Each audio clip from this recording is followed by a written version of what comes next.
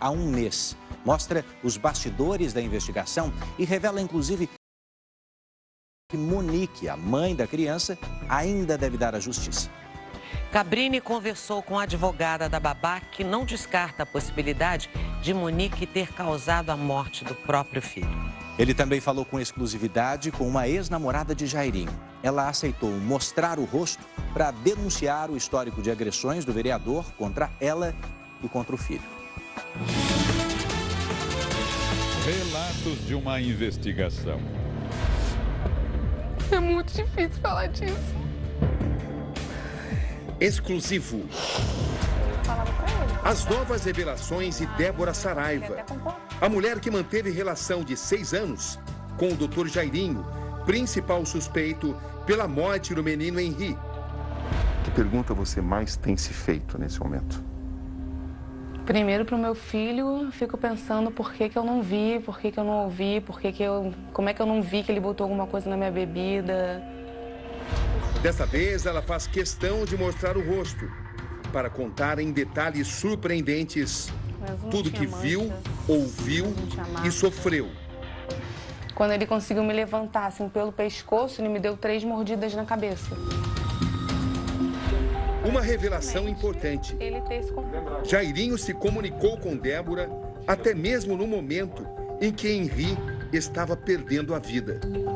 Hoje eu fico até apavorada de saber que ele teve coragem ainda de falar comigo se realmente o menino já estava morto. A opressão, as agressões a ela e ao filho. E eu acredito até que o papel que ele botou na boca e o pano foi para o meu filho não gritar. As viagens com Jairinho, a natureza de sua relação com ele. As duas faces do vereador. Olá. E não foi só comigo. O desabafo. A emoção. Esta foto mostra Jairinho na juventude, quando seu futuro parecia ser promissor. Esse é Jairinho hoje, preso. Fotografado em vários ângulos. Dando entrada ao sistema prisional. Suspeito de um assassinato brutal. A voz que não foi ouvida. Durante dias e até meses, Henri emitiu sinais a todos que o cercavam. Era como se o menino de 4 anos pedisse socorro contra uma ameaça eminente. Familiares, amigos, funcionários, todos tiveram chance de evitar a tragédia. Por que ninguém quis escutar Henri? Por quê? Vovó, eu amei a cartinha que vocês mandou pra mim. Rio de Janeiro, noite de quarta-feira. Expectativa de uma entrevista importante. Boa noite, Débora. Boa noite, Cabrini. Tudo bem? Tudo bem. Obrigado por me receber. Nada. Em nossa investigação, chegamos até a assistente social Débora Saraiva, de 34 anos. Ela manteve relacionamento com o Dr. Jairinho durante 6 anos. Uma ligação que continuou mesmo depois que o vereador passou a morar com Monique Medeiros. Quem é a Débora? A Débora é mãe de 2 crianças, um casal, eu tenho 34 anos, sou assistente social. Namorei o Jairinho por 6 anos, entre idas e vindas foram 6 anos. Em meu primeiro contato com ela, Débora não contou tudo o que sabia. Uma vez, realmente, ele foi sozinho com ele e ele machucou a perna, ele quebrou o fêmur. O que foi dito a mim é que ele desceu do carro e achou que o joelho tinha torcido. No dia 4 de abril nós conversamos, você se lembra? Sim. E um pouco antes você chegou a prestar um depoimento para a polícia? Sim, prestei. Eu tenho a impressão que você não contou tudo que você sabia. Confere? Sim. Por quê? Por medo. Por todas as coisas que eu passei, eu tive medo de falar. O que é exatamente esse medo? Do que o Jairinho é capaz? Ele me agrediu várias vezes. A primeira vez que ele me agrediu foi quando eu descobri que ele estava tentando voltar para a ex-mulher dele. Eu peguei o celular dele e vi conversas. Logo em seguida, ele veio no meu pescoço, me jogou no sofá, eu fiquei sentada, ele ficou em cima de mim, apertando meu pescoço por um bom tempo.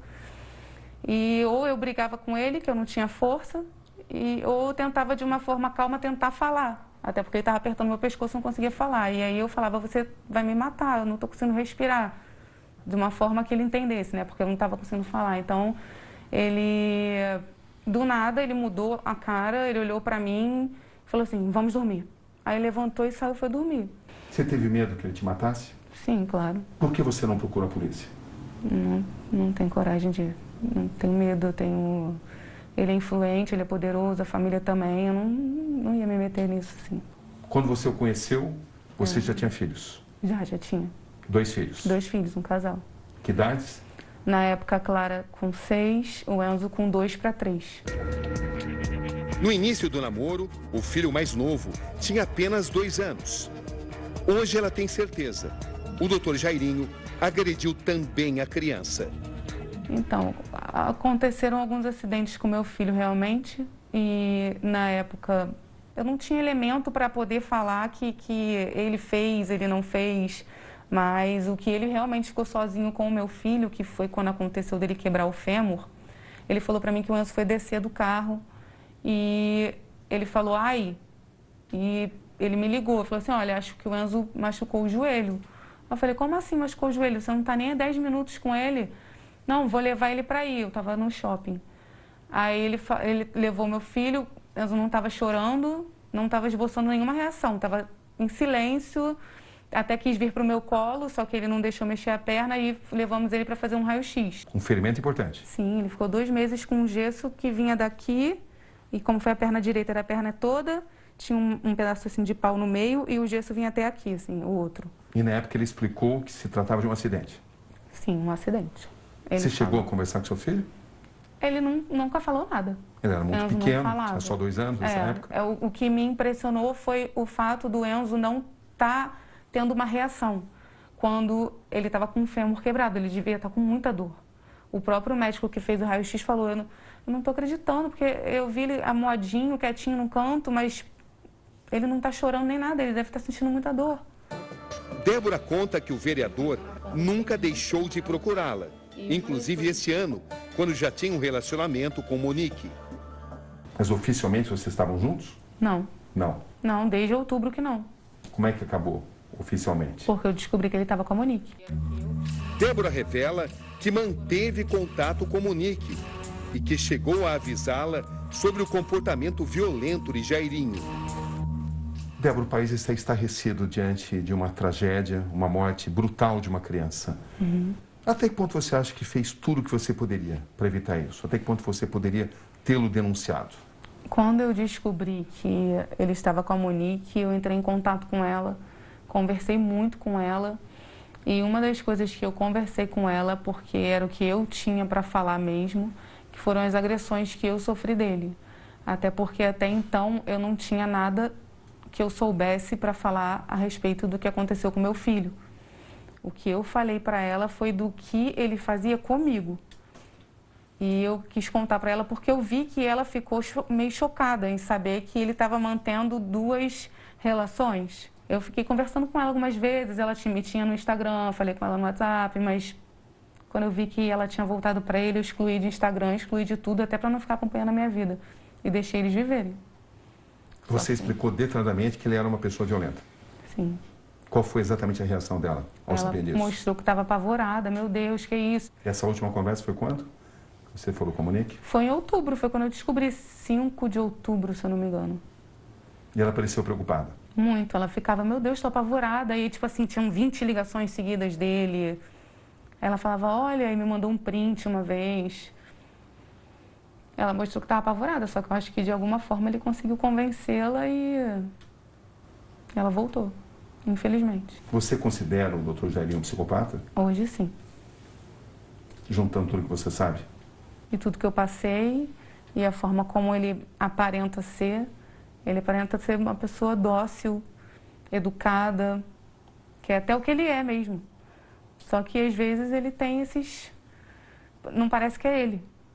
Quando ele agride, eu digo por mim, não parece ele, até a feição dele muda. Você se sente mais aliviada agora? Sim, porque eu sei que eu posso contribuir falando isso. Apesar do alívio, eu continuo sentindo medo. Eu não sei o que pode acontecer. Medo do quê? Do que ele pode fazer, se ele vai ficar com raiva. Tenho medo. Mesmo ele estando preso? Claro. Sim, ele é influente, eu tenho medo. 21 de março. Começa oficialmente nossa investigação. Voltando no tempo, estou prestes a entrar no local. Tive acesso ao apartamento onde tudo aconteceu com autorização de Jairinho e de Monique. O objetivo deles naquele momento era o de estabelecer a imagem de um casal amoroso e cuidadoso com o filho e principalmente o de tentar propagar a versão de que se tratava de um acidente doméstico. Esta é a cama, uma cama relativamente alta. Até que ponto Henri poderia ter caído daqui? Ou ainda a cadeira de balanço? Ou a mesa e logo acima a estante? Até que ponto o menino conseguiria escalar essa estrutura? O segundo passo de nosso trabalho de investigação era o de ouvir os principais envolvidos. Depois de muitas conversas, enfim, o casal acabou concordando em me dar entrevista. Mas notei que a intenção deles era o de falarem juntos, ou seja, um do lado do outro. Meu primeiro desafio foi convencê-los a desistir dessa ideia. Depois de alguma relutância, Jairinho concordou. Monique seria a primeira a falar. Jairinho sai da sala, pelo menos momentaneamente. A gente precisa esclarecer os acontecimentos. Para esclarecer os acontecimentos, seria interessante que as entrevistas fossem individuais. Vocês concordam com isso? Claro, compreendo. O senhor concorda com isso? Concordo, claro. A entrevista com Monique Medeiros se desenvolvia. Era um momento de muita tensão. Aí, eu noto que depois de um determinado tempo, 5 ou 6 minutos, Jairinho volta à cena. Ele fazia questão de acompanhar tudo o que sua mulher dizia de um canto da sala. Até que ponto a senhora pode ter descontado alguma irritação sua no seu filho? Nunca, Cabrini, isso não existe. Isso não existe. Isso não existe. Não existe essa hipótese. O meu filho era tudo que existia de mais importante na minha vida.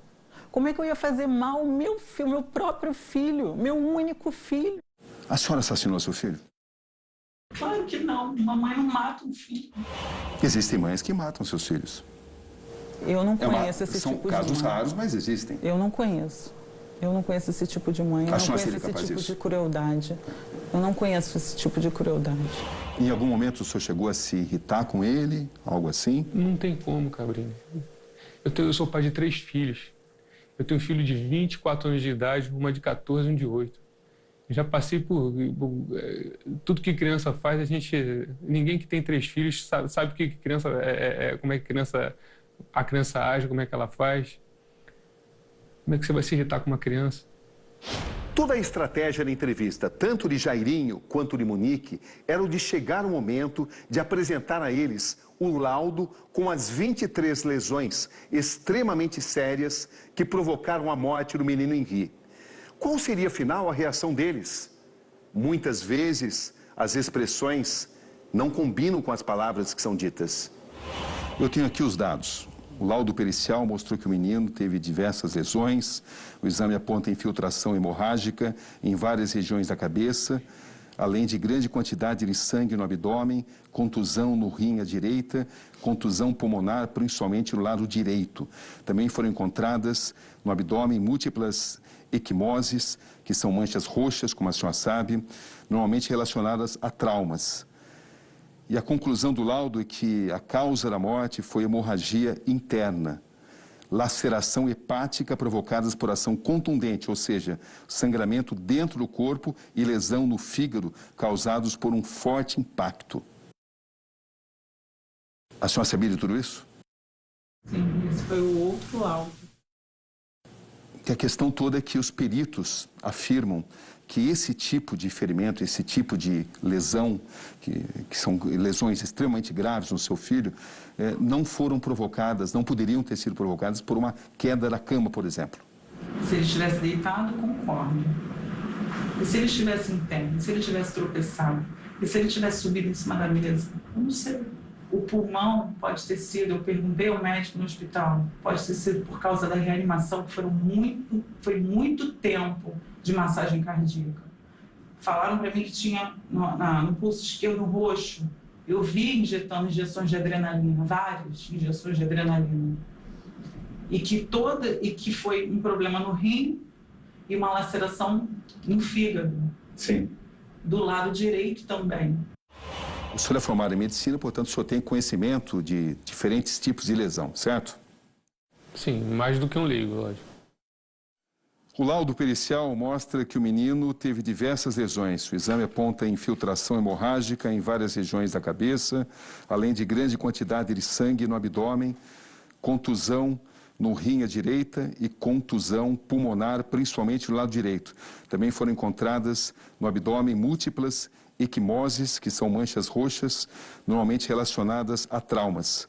A conclusão do laudo é que a causa da morte foi hemorragia interna e laceração hepática provocadas por ação contundente, ou seja, sangramento dentro do corpo e lesão no fígado, causado por um forte impacto. Um acidente doméstico causaria isso, doutor Jairinho? Eu não quero tirar conclusão. Né? Eu não quero poder aqui ser perito para poder dizer e afirmar o que está escrito no laudo. Eu acho que o laudo é técnico, né? Assim, eu tenho que respeitar o profissional que fez. Ele descreveu aí uma lesão do lado direito importante, significativa, né? E que levou à morte, à hemorragia. Assim, ele estava com o abdômen com sangue porque o fígado sangrou. Mas eu considero uma lesão importante do lado direito, né? Tanto que acabou acontecendo o que aconteceu. E o senhor conhece o lugar onde isso aconteceu, supostamente, que é o quarto principal, e o senhor viu também as lesões, a descrição das lesões. Que tipo de conclusão o senhor chega, com o seu conhecimento acima do normal, sendo médico? Tipo que são lesões importantes, e ao mesmo tempo tem aquele cenário lá onde a criança estava, aquele quarto. Olha só, em medicina, a medicina não é matemática, Cabrini. Eu prefiro deixar para os médicos legistas, para a polícia, para poder descrever o que aconteceu. Eu tenho certeza, presta atenção, eu tenho certeza diante de Deus que a verdade vai ser restabelecida. Que verdade é essa? A verdade é que eu e Monique tratamos esse menino com o maior carinho do mundo e a gente, para ele, só deu carinho o tempo inteiro. As entrevistas exclusivas e únicas que o casal concedeu duram quase 2 horas. A senhora seria capaz de encobrir algum mal feito por outra pessoa? Claro que não. Pelo seu atual marido, por exemplo? Claro que não, é impossível. Se eu soubesse que fosse ele, eu mesma teria denunciado no próprio dia, teria matado ele no outro dia. Impossível. Isso não existe essa possibilidade. Para aqueles que falam na hipótese do assassinato, o que o senhor teria a dizer? Eles não conhecem a gente, não conhecem a verdade, não conhecem a dinâmica do fato, não sabem o nosso dia a dia, não conhecem a nossa história, não conhecem a nossa família, não conhecem as pessoas que cercam a gente. É pré-julgamento. A missão é decifrar o que aconteceu naquela madrugada. A senhora fez tudo possível para salvar a vida do seu filho? Tudo possível, tudo. E eu faria muito mais. É isso que a senhora diria ao pai nesse momento? Se o pai perguntar à senhora por que o filho está morto, o que a senhora diria a ele? Eu daria meu sangue das minhas veias para ele, eu daria meus órgãos para ele, eu teria me jogado por ele, eu teria caído por ele, eu teria morrido por ele. Eu teria morrido pelo meu filho está vivo hoje. Uma mãe não mata um filho, uma mãe se mata para ter o filho vivo. Vocês acreditam que a verdade vai aparecer? Com certeza. O que vocês temem? Eu não temo nada. Não temo nada. Nada. Vocês estão com a consciência tranquila? Em paz. Em paz. A babá de Henri, Tainá, declara jamais ter visto qualquer marca de agressão no menino. Ela mentiu para a nossa equipe e no depoimento dado à polícia 3 dias depois. Eu nunca encontrei nenhum arranhão, nenhum rosto no Henri. Todas as vezes que eu dava banho, todas as vezes que eu cuidava, ele nunca reclamava de dor, de nada, de... Tinha aqui um arranhão, nunca. E olha que ele era bem branquinho. Nas investigações que apuram a morte de Henri, cresce a linha de que Jairinho manteria um lado oculto. A prática de se aproximar de mulheres com filhos pequenos. Inicialmente, ele ganharia confiança e depois exibiria uma face violenta e manipuladora. Como é que a senhora relaciona a morte do menino Henri com o que aconteceu com a sua filha? Quando eu vi sobre tudo que eu ouvi, são coisas muito parecidas do que ele fazia com ela. E a reação dela também, a reação de vomitar quando ele chegava perto. 8 de abril, Jairinho e Monique são presos. A polícia não tem mais dúvidas. Jairinho matou Henri e Monique tentou acobertar o crime do namorado. Ficou muito evidente que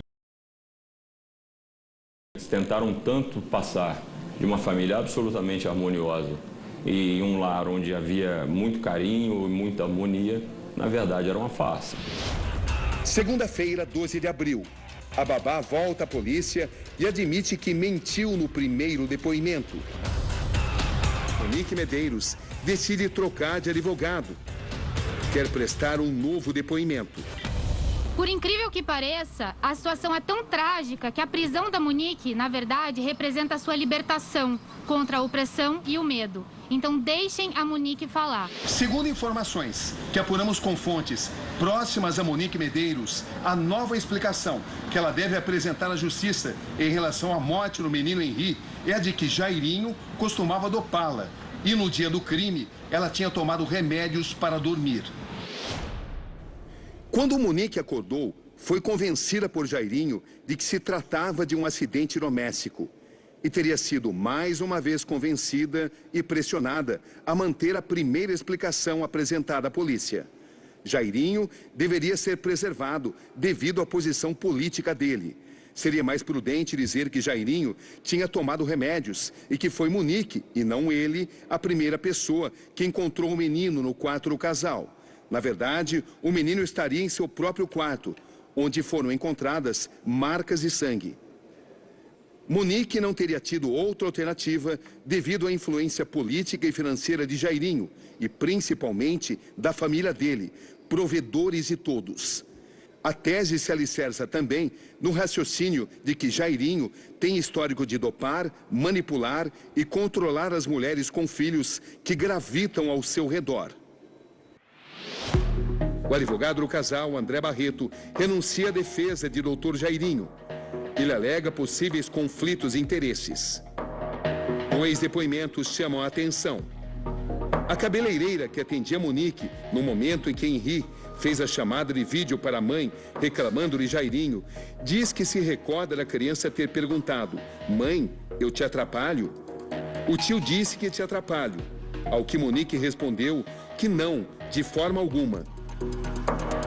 Henri pediu: "Mamãe, vem para casa." Em seguida, Monique questionou o menino sobre o que havia acontecido. Henri respondeu: "O tio bateu ou o tio brigou?" Tivemos acesso às imagens de Monique chegando ao salão de beleza no dia 12 de fevereiro. Ela fica boa parte do tempo mexendo no celular. Segundo as investigações, nesse momento, ela recebe uma ligação de vídeo do filho. A ligação teria acontecido após Jairinho ter agredido o menino. Na sequência, Monique fala ao celular, troca mensagens e áudio. E mensagens e texto com alguém. 15 de abril. A entrevista agora é com Priscila Sena, advogada da babá Tainá. Doutora Priscila, qual foi exatamente o papel da Tainá na morte do Henri? Cabrini, eu acredito que o papel da Tainá realmente tenha sido tentar proteger o menino naquilo que cabia a ela proteger o menino. Até que ponto ela foi omissa? Acredito que até ponto nenhum. Porque eu acredito que ela, na qualidade de babá do menino, ela fez o que deveria ser feito. Que foi a todo momento ter passado para a mãe o que estava acontecendo. Na oportunidade que ela esteve com a avó, ela passou o que estaria acontecendo, mas ninguém deu credibilidade. Ninguém acreditou, nem nela e nem no menino. No novo depoimento, a babá Tainá relata que percebeu situações anormais em 3 ocasiões distintas. A mais grave aconteceu no dia 12 de fevereiro. Monique saiu para ir à academia e fazer unha. Jairinho foi para o quarto do casal e chamou Henri. Após Jairinho ter saído, a criança contou sobre as agressões para a babá e para a mãe por chamada de vídeo, pedindo que Monique chegasse logo. A babá acredita que começou a contar para Monique por volta das 16h10, sendo que ela só retornou por volta de 19 horas. A babá também enviou um vídeo para Monique, mostrando Henri mancando enquanto andava. Doutora Priscila, a senhora é mãe também? Sim. O que mais chamou a sua atenção enquanto mãe no relato da babá Tainá? A sucessão de 3 episódios, Cabrini, porque nenhuma mãe, em sã consciência, tendo relatado algum episódio com o padrasto, ia deixar que ocorresse a segunda vez. Imediatamente, essa criança tinha que ser afastada de casa, ou ela tinha que ter se afastado do atual marido. Nenhuma mãe, em sã consciência, ia deixar que isso acontecesse 2, 3 vezes. Ela viu, ainda mais que marcou muito essa questão da negligência. E o fato dela ter dito apenas borrei minha unha, ao invés de ter olhado para o menino, ter pego o menino. Ela disse que eles entraram no carro, ela deu uma volta no condomínio. E em momento nenhum ela pegou o menino para acalentar o menino. Passou uma impressão de futilidade. Passou uma impressão de futilidade. E quando a senhora se refere à negligência, o que a senhora quer dizer? Quero dizer que não houve o socorro, entre aspas, à criança quando a criança precisou. Por parte de quem? Por parte da mãe. Numa mensagem de áudio para a Record TV, Tainá diz como era o comportamento da família no pouco tempo que trabalhou na casa. Era tudo muito louco naquela casa. Ora o casal brigava e em pouco tempo estava tudo bem. Era sempre tudo muito difícil de saber o que estava acontecendo naquela casa. Ora Henri reclamava de Jairinho, ora corria para abraçá-los. Eu tentei alertar a todos, fiz tudo o que estava ao meu alcance. Eu temia pela vida dele. Por que ela não contou tudo o que sabia imediatamente, doutora Priscila? Cabrini, houve um episódio em que ela compareceu ao escritório do antigo advogado, que ela achou que ela fosse conversar com o advogado sobre o depoimento que ela iria prestar. E quando ela entrou no escritório do advogado, tinha praticamente um circo armado. Ela se sentiu muito constrangida, que a mãe do menino imediatamente veio em cima dela. Olha, apaga as mensagens, você não viu nada, você não sabe de nada, você não viu o menino roxo, quase que impondo a ela que ela dissesse isso. Então ela ficou com muito medo com relação a isso, porque ela não conhecia a mãe do menino. A Monique falou isso? Isso. Como é que ela descreve o doutor Jairinho? Cabrini, o que ela falou para mim seria até um pouco inacreditável de contar. Ela diz para mim que quem conhece o Jairinho jamais vai falar que ele possa vir a fazer qualquer tipo de coisa com qualquer pessoa que seja. Ou seja, ele construía bem uma fachada. Uma imagem realmente de um ser humano correto, exemplar, que diga-se de convencia passagem. as pessoas. Exato. E sobre a Monique, a mãe? Sobre a Monique, ela disse para mim que Monique, assim, não tinha muitos amigos. Que hora parecia que ela realmente estava preocupada com o menino e hora parecia que não. Para Tainá, o que causou a morte do Henri? Para Tainá, o que causou a morte do Henri foram as agressões. Só que ela já chega a questionar de não saber quem realmente agrediu o menino. Então ela não exclui a possibilidade das agressões terem partido da mãe? Não. Ela comentou isso? Ela comentou. Tudo pronto para começarmos o segundo dia de entrevista com Débora Saraiva. Um dia de muitas revelações. Quando ele me enforcou na situação de Mangaratiba, eu achei que ele pudesse passar dos limites, porque ele não estava se controlando no que ele estava fazendo. De tensão e de emoção. Eu não ficava com ele porque eu queria. Eu quero que as pessoas entendam isso, todo mundo entenda, eu não queria. Dessa vez, ela faz questão de mostrar o seu rosto.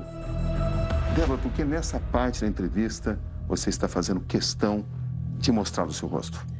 Pra dizer que eu não devo nada a ninguém, que eu tô com medo, mas eu quero mostrar que eu tô lutando por justiça, que eu vou até o fim. E eu quero dar força para outras pessoas, outras mulheres que passam por isso, que elas tenham coragem de sair disso antes que passe dos limites, se é que existe limite para isso, porque eu acho que nenhum homem pode encostar numa mulher, nem numa criança. Jairinho e suas duas faces.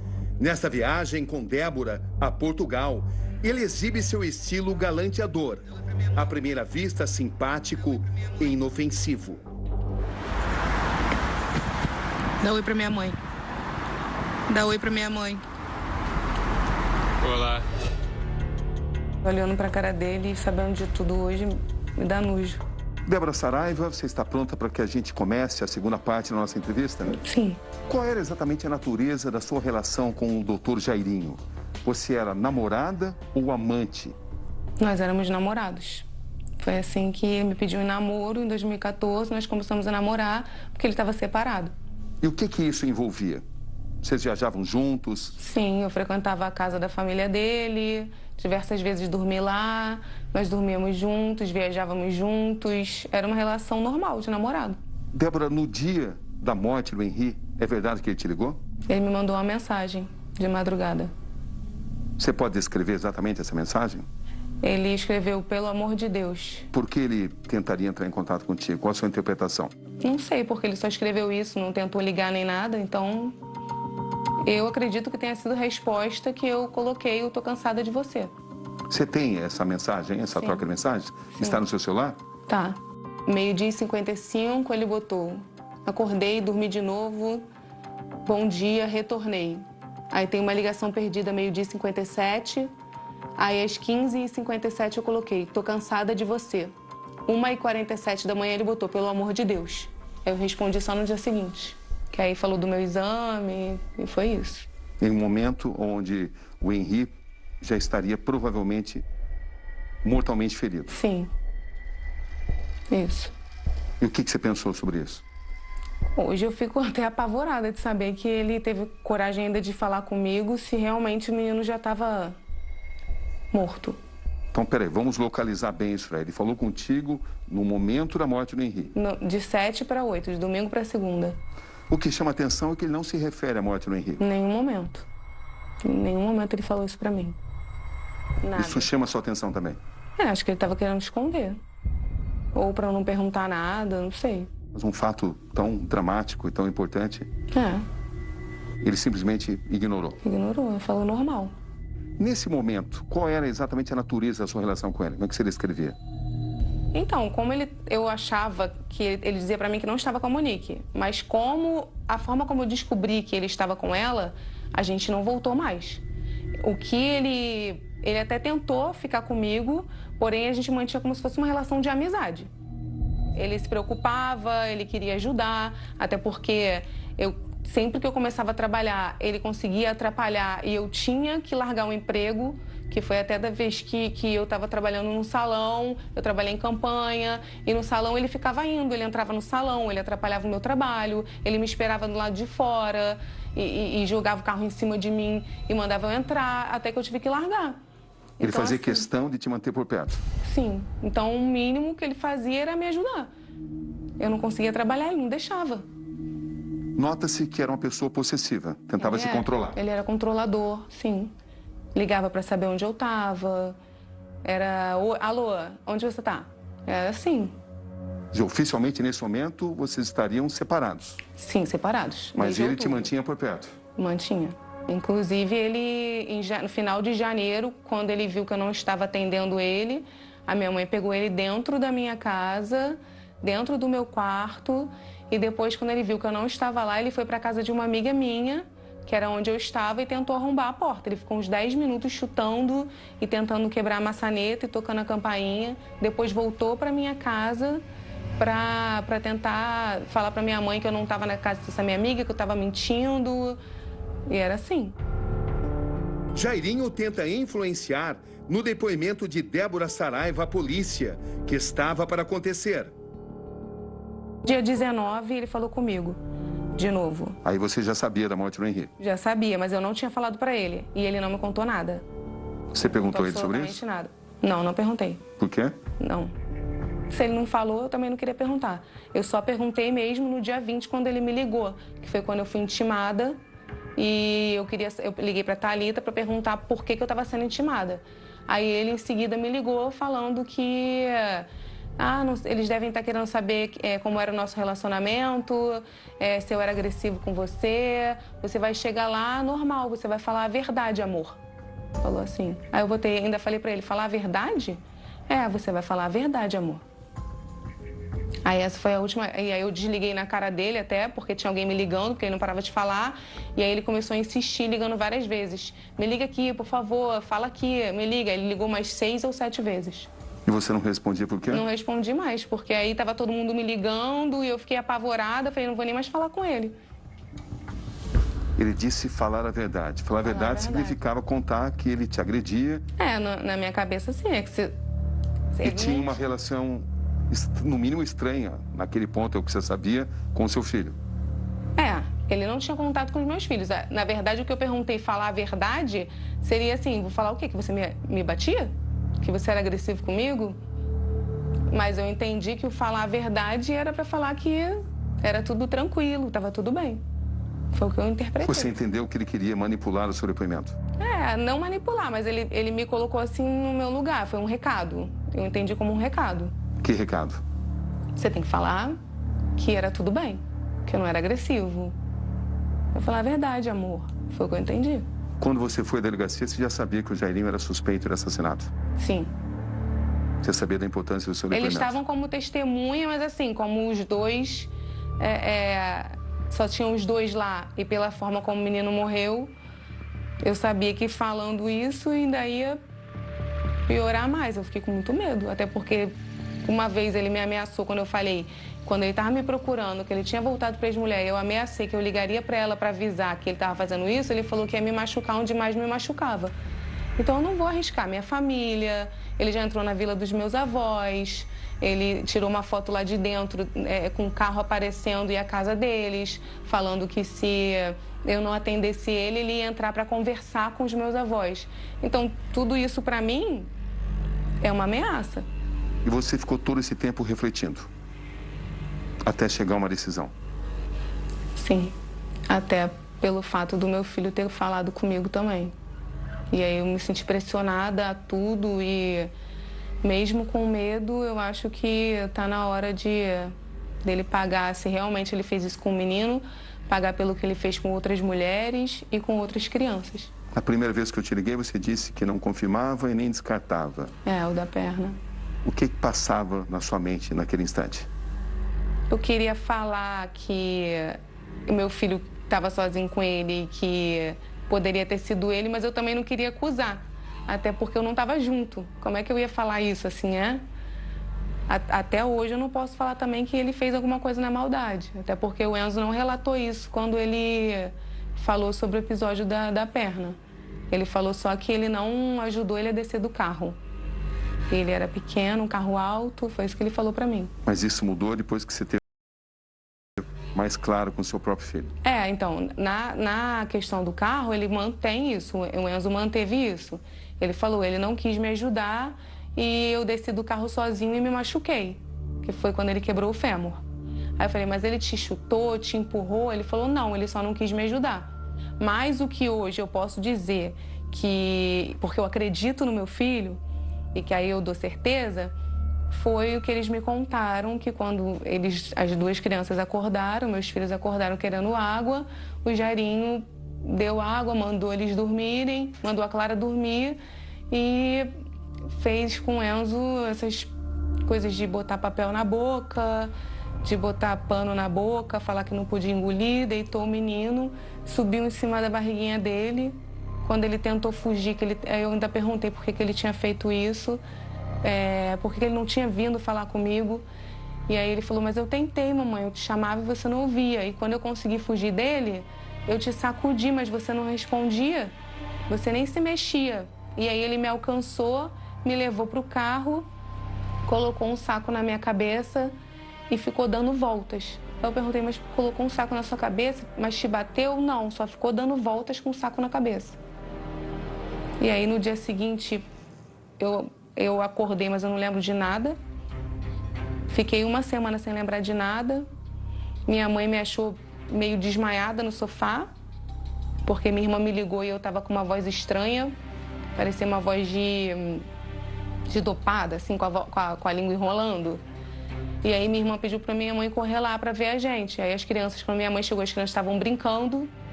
O Enzo não estava assustado nem nada, no dia não falou nada.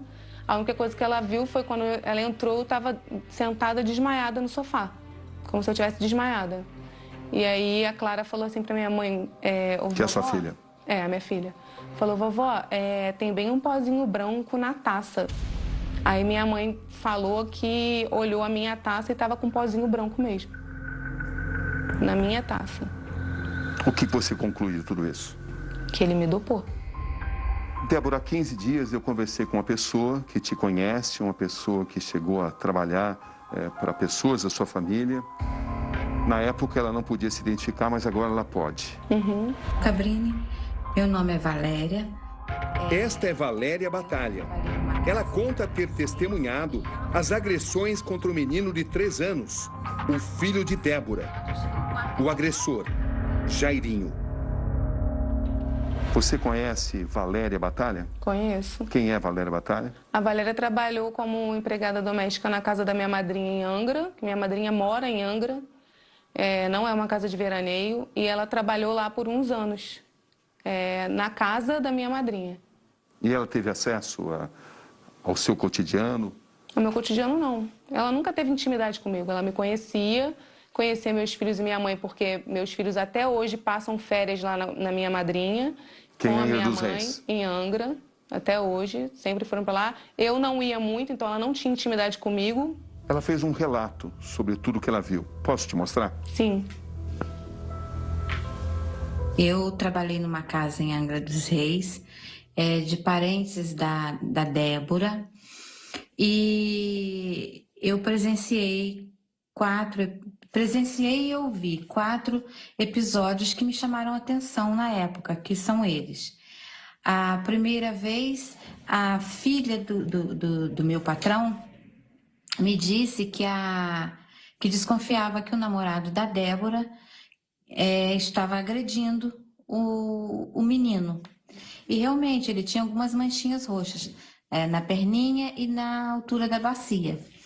A segunda vez, a Débora tinha ficado hospedada num hotel e chegou lá contando que parecia que ela tinha acordado com as pernas pesadas e que o Jairinho disse que o pequeno tinha caído da cama. E depois a outra filha do meu patrão me ligou e disse que o pequeno já tinha chegado em casa e estava passando mal, e eles foram direto para o Rio de Janeiro levar a criança. A mãe da Débora mandou para ela a foto e ela me mostrou a foto, uma coisa horrível. O menino com o rostinho roxo e com o olhinho até fechado, sentado no hospital.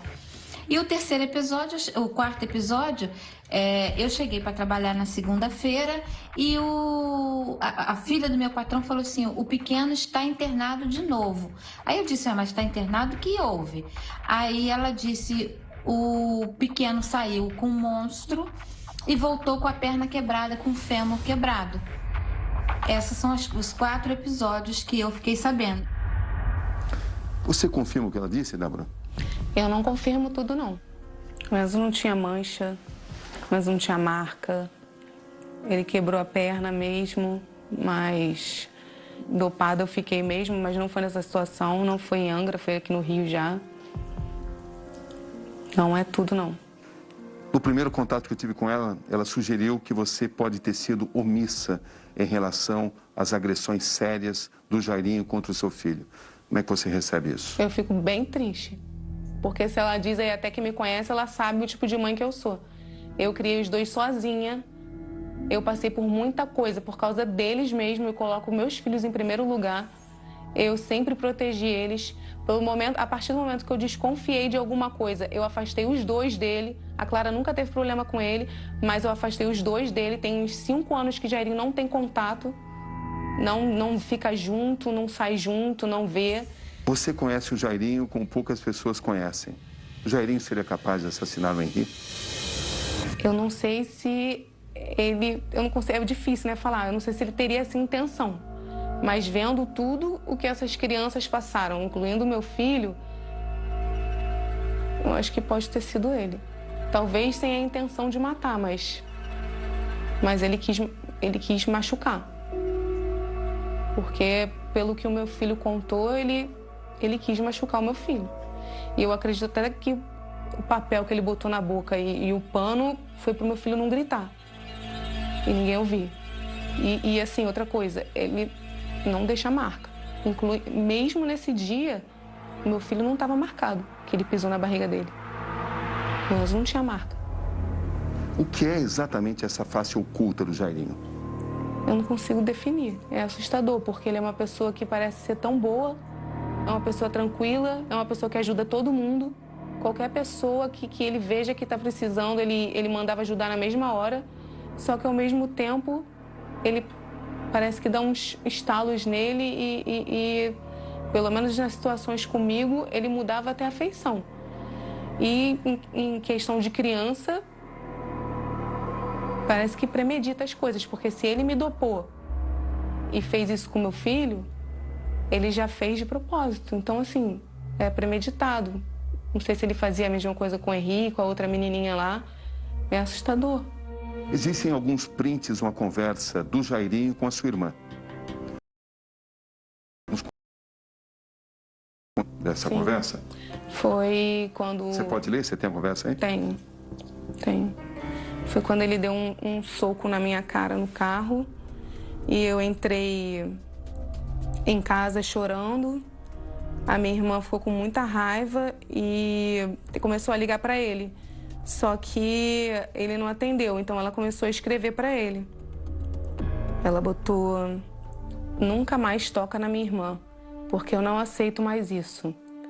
Ela amanhã pode estar bem com você, aceitando tudo que você faz com ela. Mas agora eu vou responder por ela, já que ela não responde. Não toca mais nela, não toca.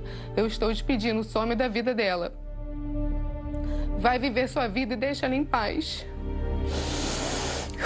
Desculpa. Não quero saber de nada. Ela está com o rosto inchado e não vou aceitar isso. Mesmo que amanhã ela esteja bem com você, como sempre acontece. Mas o que tem acontecido, eu não aceito mais. Eu não quero o seu mal, mas o bem dela pra mim é acima de tudo. Segue a sua vida e deixa ela em paz. Ela ainda botou assim: volta pra sua esposa. Sempre foi só ela. É com ela que você tem que ficar. Não sacaneie a sua mulher, não sacaneie a minha irmã. Você precisa sumir, por favor, deixa ela, por favor. Aí ele botou assim: você querer mandar com quem eu tenho que ficar é demais. Depois disso ainda teve outra agressão, que foi em Mangaratiba. E o que aconteceu em Mangaratiba? Foi quando ele tinha que mexer no meu telefone sempre, dessa vez eu não deixei. E aí ele me deu um mata-leão. E eu consegui me livrar dele, corri pro meu carro, ele foi atrás de mim, me puxou, me deu outro mata-leão, foi me arrastando, eu caí num canteiro da casa. Ele foi me arrastando para dentro da casa, na parte da piscina, da churrasqueira. Quando ele conseguiu me levantar, assim, pelo pescoço, ele me deu 3 mordidas na cabeça. Você sofreu muito na mão dele? Muito. Muito. Você guarda muitas marcas dele? No seu corpo e na sua alma? Muito.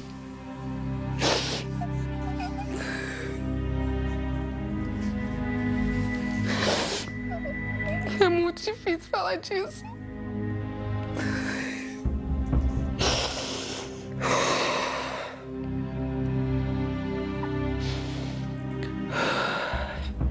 Chegou o momento de justiça?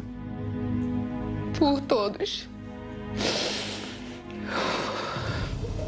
É muito difícil estar aqui, é muito difícil ter que falar. Mas é necessário. Sim. Por mais difícil que seja. Lembrar de tudo é difícil. Falar é difícil. E eu não ficava com ele porque eu queria. Eu quero que as pessoas entendam isso, todo mundo entenda, eu não queria. Ele não deixava eu me afastar.